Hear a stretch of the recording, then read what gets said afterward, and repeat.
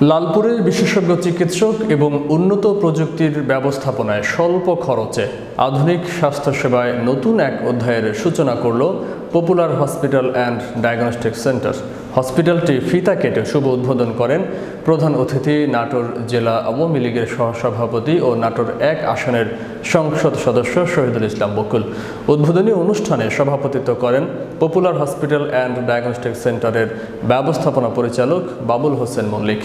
এ সময় প্রধান অতিথির বক্তব্যে সংসদ সদস্য শহীদুল ইসলাম বকুল দেশের সব বেসরকারি হাসপাতালগুলোকে অর্থনৈতিক চিন্তা না করে মানুষের চিকিৎসা সেবা নিশ্চিত করার আহ্বান জানান। পরিচালক বাবুল হোসেন মল্লিক বলেন, এখানে বিশেষজ্ঞ চিকিৎসক এবং উন্নত প্রযুক্তির ব্যবস্থাপনায় রোগীরা উন্নত স্বাস্থ্যসেবা পাবেন।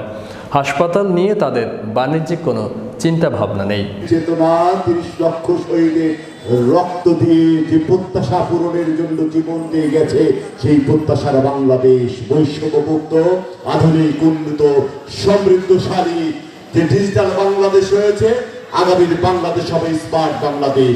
সবাইকে সেই কথা বলে আজকে আমাদের এই পপুলার হাসপাতাল অ্যান্ড ডায়াগনস্টিক সেন্টারের শুভ উদ্বোধন ঘোষণা করছে। সবাইকে ধন্যবাদ। জয় বাংলা, জয় বঙ্গবন্ধু।